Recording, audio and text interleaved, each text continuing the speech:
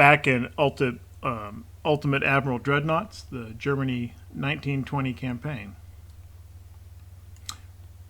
We're here at year's end of 1921, and for the first time, really since the campaign began, things are starting to look significantly more positive. I think we had this problem of, can our current fleet hang on until our next fleet, our building ships, could get into the fight coming out of the shipyard. It wasn't clear they would, and I had to do had to do a little home port shuffling to kind of work a little budget magic to finally ease past the corner. But they made it, and we've got some newer ships. Pretty happy with how they're performing initially, and we broke the British blockade, which is helping immensely and giving us some more options, some more flexibility with our shipbuilding choices, our budget, and so forth. Could go more into the details. I probably have a habit of rehashing that kind of stuff too often. It's all in kind of previous episodes, though. So suffice to say, we're kind of turning a corner, I think. Still a long way to go. And so with that, what's the near-term plan here? Kind of getting into a point where, we've had some ships enter the Navy. We've got more building, including a couple of battleships. So here, pretty quickly, we're going to need several thousand more sailors. We do currently have a sizable crew pool. They're all cadets, though. I am going to treat, let me sort these by type. One thing I noticed is these 5 Cologne with a K, not with a C. Cologne with a C is one of the new cruisers. But these K Cologne class cruisers, those are the older ones. These were auto-generated ships, and they have a spacious crew capacity, with the rather ironic result that these older, less capable cruisers actually have the biggest crew size of any ship in the German Navy, 1,308, more than any battleship or battle cruiser. Even this, even this incoming kind of flagship of the fleet, one of the kind Brandenburg, with her, as it turns out, kind of stupid turbo electric propulsion. Even they have a smaller crew. So I had kind of been thinking, hey, we broke the blockade, but of course that just means we just crossed the threshold, and I don't want to inadvertently drop back below it. I'd been thinking about keeping these around. However, a disproportionate percentage of our experienced crews, seasoned, veteran.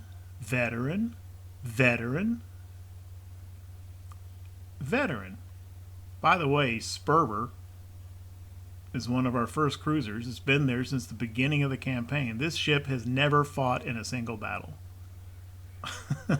Frauenlob, Karlsruhe, Cologne, early on Thetis, although not so much recently. These guys have all been in tons of battles. Sperber has never gotten picked once. It's like the kid who gets picked last for on the basketball court. In any case, and a lot of our most proficient sailors are kind of tied up disproportionately in our least capable ships. So if and as the need arises, I'll be pretty quick to scrap one of these just to free up 1,300 veteran or seasoned crews, sailors that can go in one of these better ships coming into the fleet. And oh, by the way, this is a good example right here. Sperber, as I just mentioned, has never fought in a single battle. Yet they are at veteran status. So it is possible, it's quite common really, for a ship to train all the way up to the max level without ever actually seeing in-game combat experience. I say in-game combat meaning in battles. Ostensibly, there is at least some shooting that goes on outside of battle because those abstracted monthly transport losses are coming from somewhere. I don't think they're getting sunk in storms. They're getting sunk by ships. Submarines aren't in the game yet. So maybe Sperber's been doing that while everyone else is fighting warships. I don't know.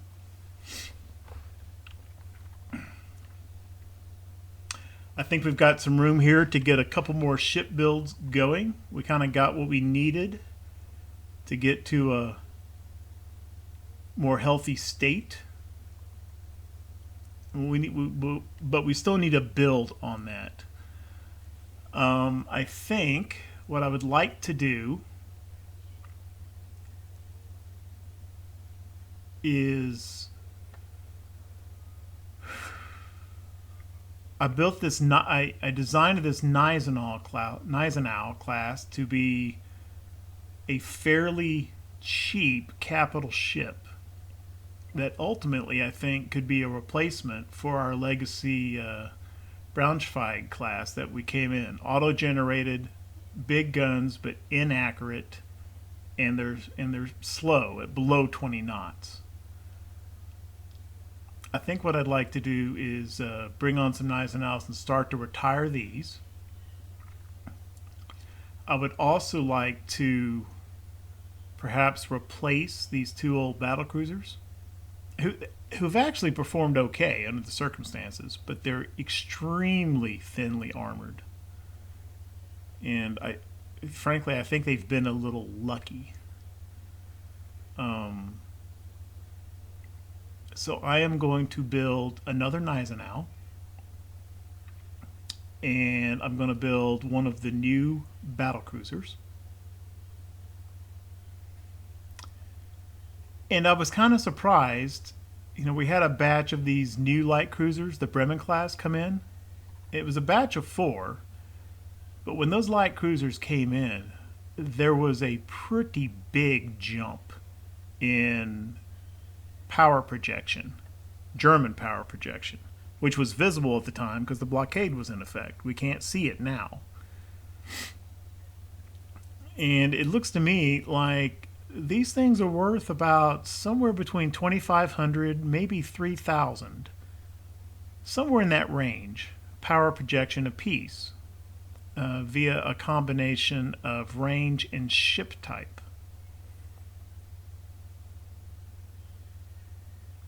So I think I want to build a couple more of these. And then gradually I would like to replace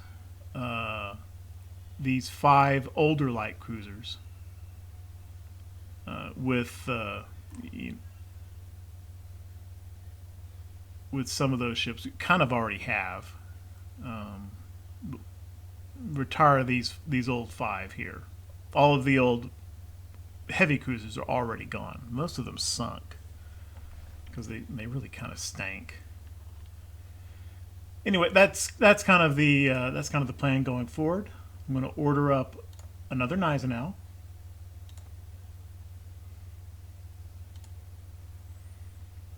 I'm going to order up a Prinz Eitel Friedrich battlecruiser, which wasn't a completely new design. It was kind of a extensive modification of the starting Königsberg. I copied and tweaked rather than started from a blank hull. One of those is good. And that puts our... It's a 4 million surplus. Battles will continue. Right now we're not repairing much, but repairs will come up. I'd kind of like to maintain that surplus from now. Or do I?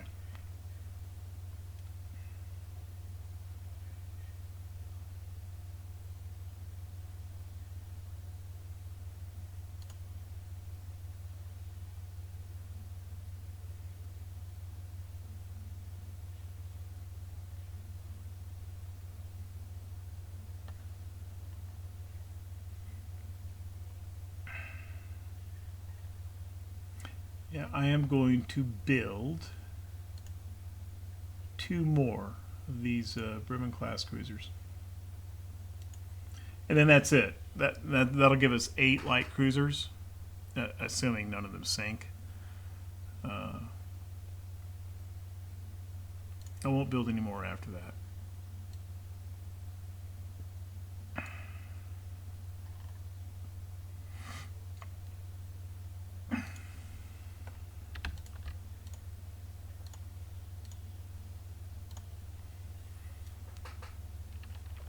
Alrighty then, on into 1922. One other thing I want to do is, I've noticed that during the battles and the videos, my voice is probably more quiet than I realize. I'm going to turn the sound down a little bit. I mean, really, what's the difference between general and sound volume? And maybe I'll be a little bit more audible.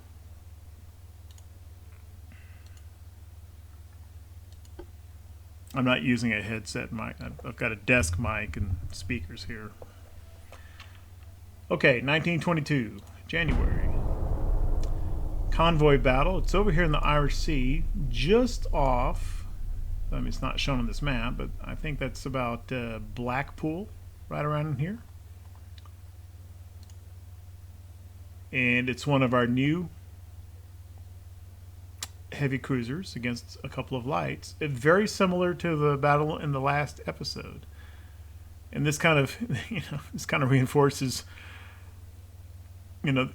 opposite of Sperber. The battle generator just picks some ships all the time and never picks others. Blucher just came into the fleet. It's already her second battle. Clearly she is a battle generator favorite.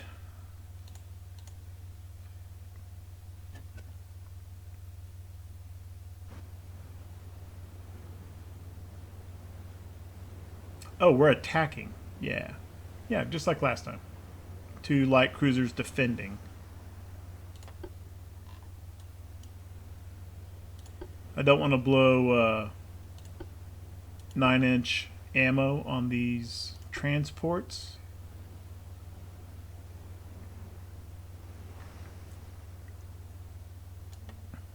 I've mentioned this multiple times already, but I've suspected it for quite some time, but I'm pretty well convinced now that transports, friendly or enemy, sunk in these convoy battles. I don't think they mean a hill of beans. Nothing. They don't show up in the campaign totals. There's no VP. And I don't think they're having an economic impact either. So as far as I can tell, the only value to sinking transports is maybe racking up some XP for crew training from combat experience. And that's a big maybe, If they're not counting for VP, if XP is somehow VP based, it may not count for that either. I don't know.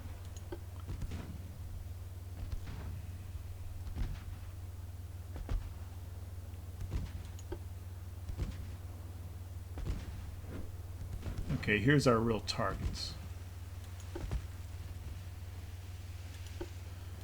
And I'm gonna drop over here on the other side of the transports from them. That I keep forgetting to turn torpedoes off. That was kind of a wasted launch there. My hope is that because there's transports in the way, maybe that will inhibit them from launching their own torpedo spreads at me. I don't think they always will, but I think it may be a factor. I've seen them do it, but maybe sometimes they don't. Maybe it's less common for them to launch through a passel of transports. I'm trying to maintain distance. I don't want to give them a good torpedo shot. I would prefer to stand off. 7.5 kilometers, good. 5.9. Diana's getting closer.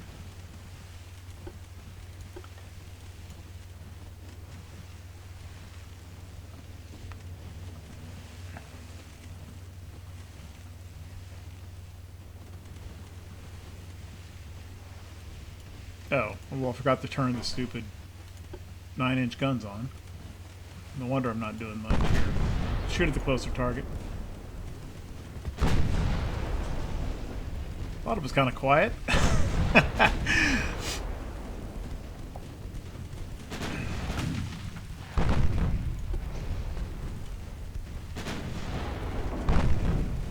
I mean, in the earlier eras, the torps are really short range, and when the situation warrants, it's pretty easy to just stay outside of torpedo range.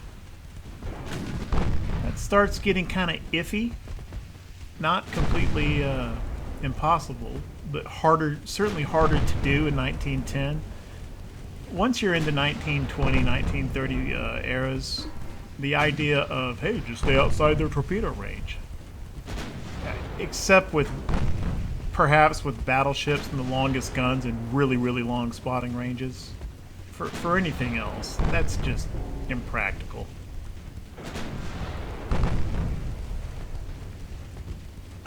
Because the torpedo ranges get so long. Right now, in 1920, the typical torpedo range, standard, is 9 kilometers. And even the shorter range fast torps run 6 kilometers.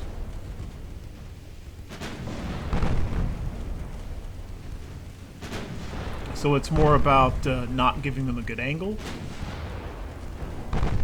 And if they do shoot, having enough distance that you can spot in time and avoid in time.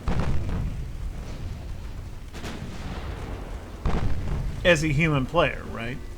Yeah, the AI are much better at it because each individual ship, you know, they immediately take action the moment that the torpedoes reach spotting range. They don't have that reaction time. And they're kind of omniscient, right? They're not dealing with a restricted camera view.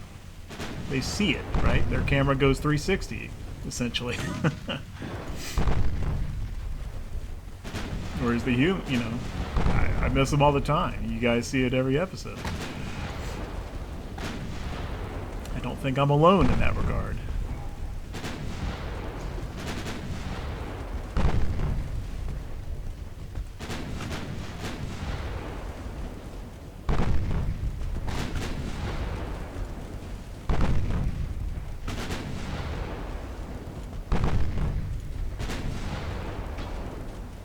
He just picked off some torpedoes.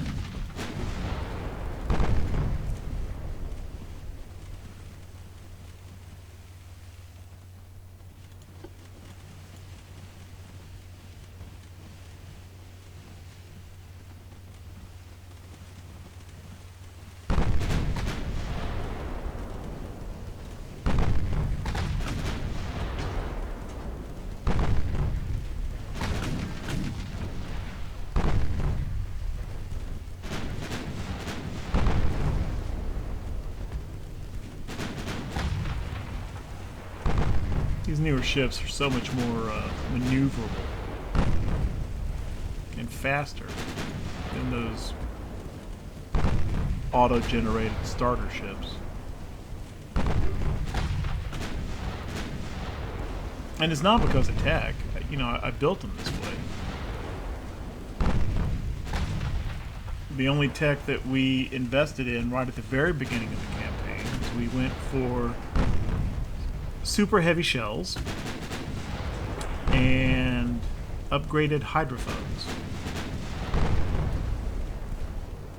Only because those looked useful and they were extremely close to discovery at campaign start. 2 months. So I spent the money to get those. Other than that, we're at starting tech.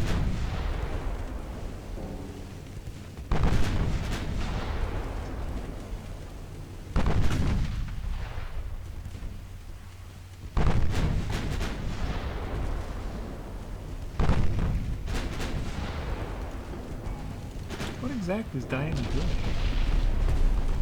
Okay, she doesn't have... I mean, she's taken some damage, but she doesn't have an engine casualty. She should be moving. I think she's kind of AI bugged or something. Movement bug. You see ships do this sometimes. They get confused on what they should be doing and they just stop.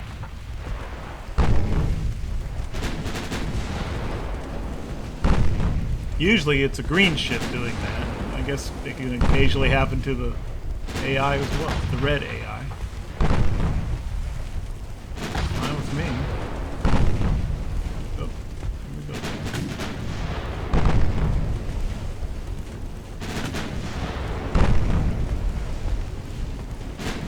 Still scoring hits in a hard turn. Nice. Really liking the new heavy cruiser.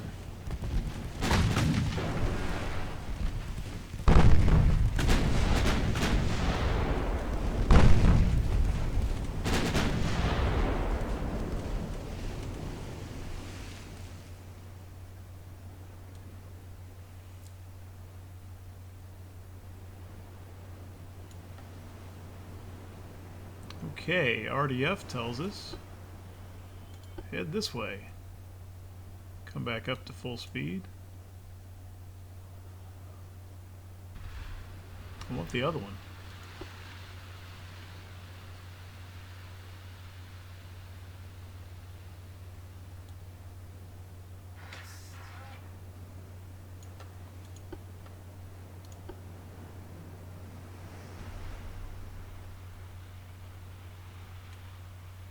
It may just be taking me back to the transports.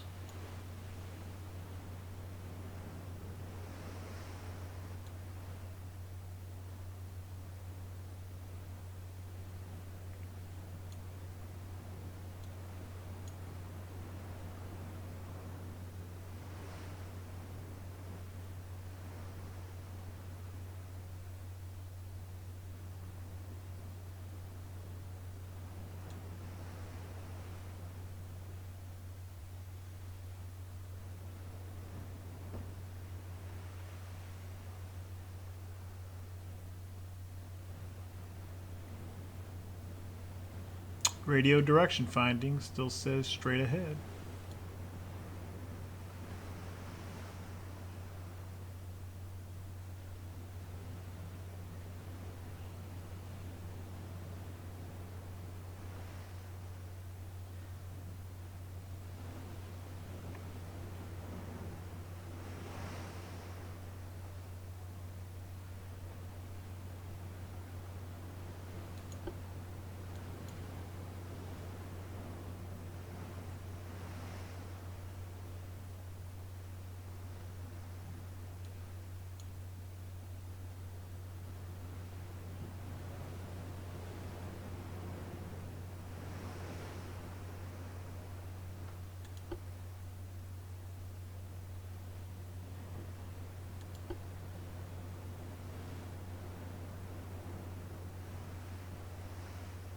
Looks like we're getting left bearing drift. Like, there we go. Yeah, it was just taking me back to the transports. Well, maybe if I start shooting at them, that'll bring the other light cruiser back. Maybe. Let's save on 9-inch ammo. Semi-automatic loading. 9-inch guns already fire fairly fast. And with that with that high reload. Or low reload. Fast reload. It does burn through some shells. I just did standard shells in terms of ammo amount.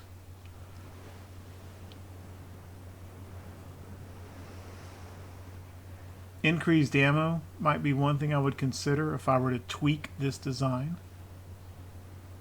Maybe up the barbette a little bit, even more, to counteract the increased ammo debt chance. Find some weight elsewhere in the design to pay for that. Something to consider. I'm not... It's not a high priority to... There's that CL. Sydney.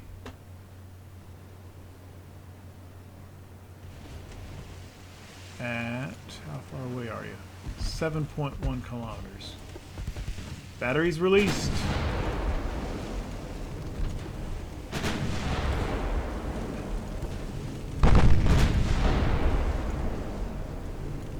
Start the distance game, the torpedo dance, wear her down. Oh, she just fired torpedoes. Zoom around this way.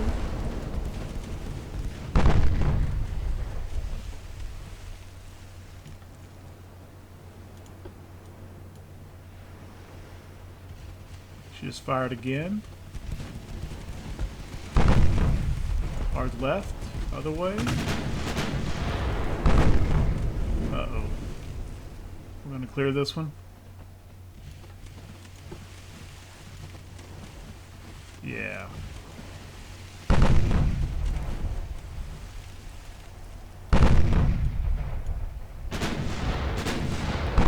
I think that old Victoria Luis class would have eaten some torpedoes there.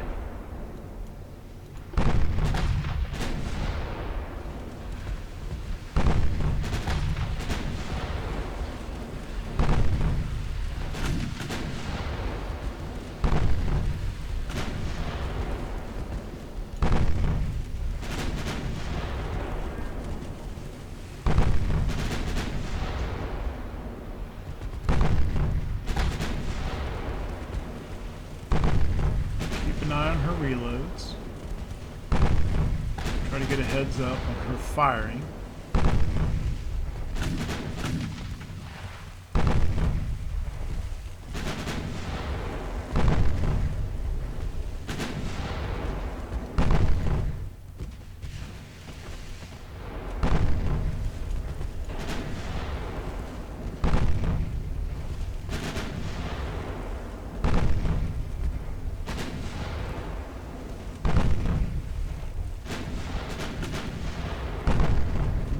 Trying to run away. I guess I better chase her down.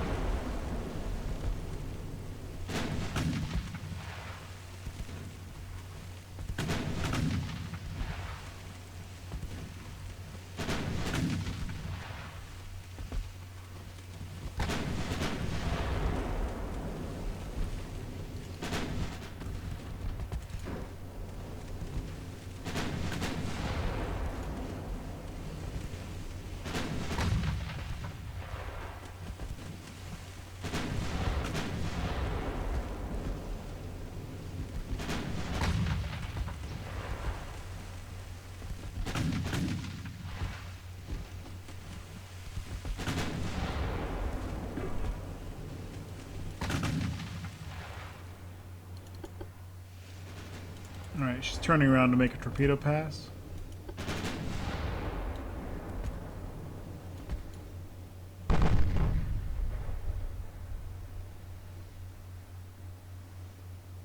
I think she is.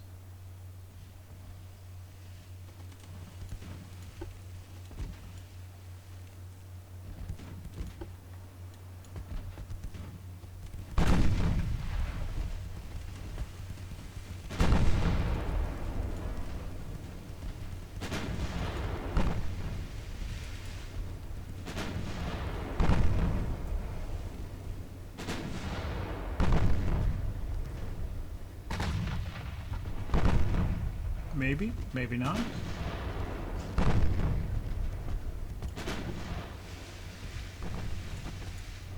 She's just running again now.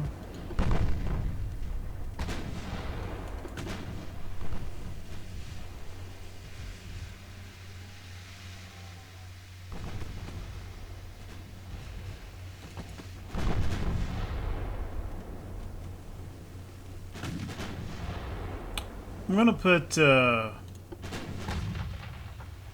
main battery in save.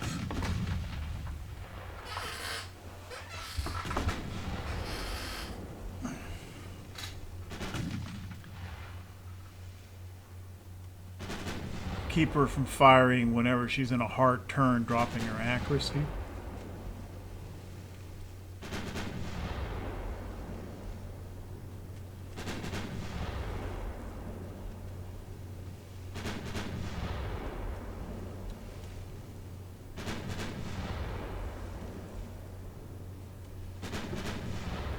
I'm just going to turn them off for the moment.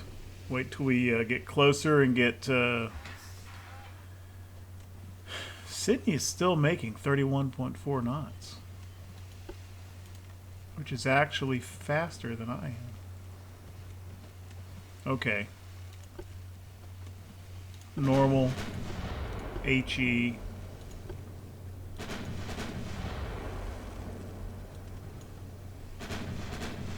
I know it says high penetration chance, but the Citadel's red. I'm not sure.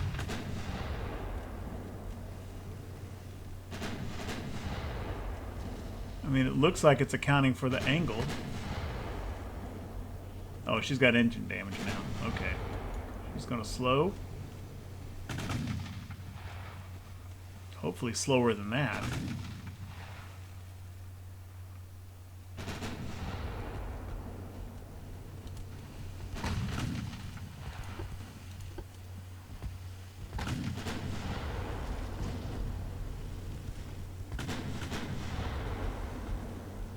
Okay.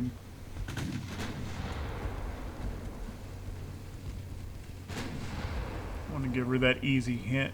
Do not want to give her that easy short-range torpedo trajectory. We'll just continue the turn. Kind of a preemptive avoidance there.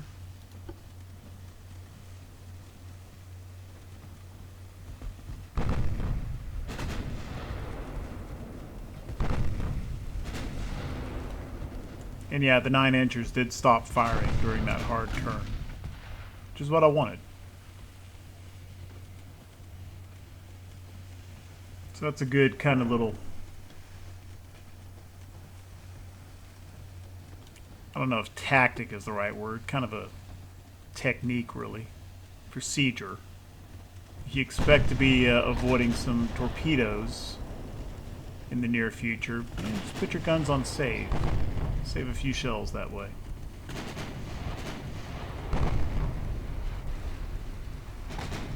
Okay, one of her launchers is out, and she's only got one shot left with the other, which is currently loading.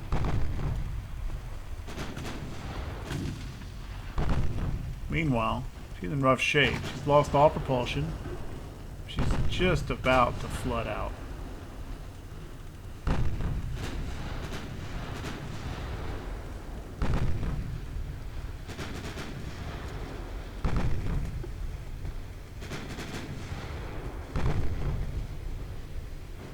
Oh, and an ammo depth as well. So now it's a race to see if she goes down for flooding or and flooding one. Nice job, Blucher. In the course of 2 months, Blucher has put 4 light cruisers on the bottom. Another 30, almost 3,900 victory points. I think that's where I got, how we got to 22,000. I hadn't counted those last few ships, which our new cruisers had been sinking.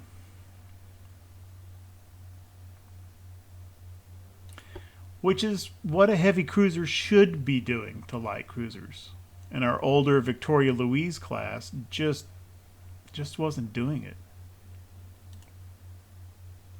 They were bullying her instead.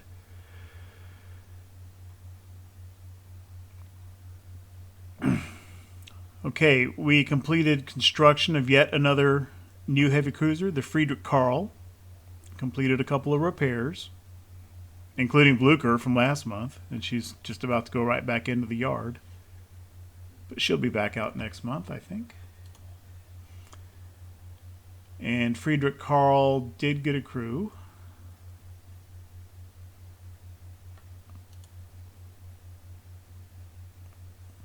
Although it doesn't look like it was subtracted from the crew pool. I'm not sure that the game is really tracking this crew pool quite like it should. We had a batch of cruisers enter service, which drained the crew pool, and we were sitting at like 300 sailors. One of those ships, the Blucher, in fact, entered the fleet in mothballs because there weren't enough sailors for her. I don't remember scrapping a ship. When I came and logged back in, still during the same month, I had not advanced, and we were back up to, something like this. It may have even been 4,000 sailors. So, and I don't know where that came from.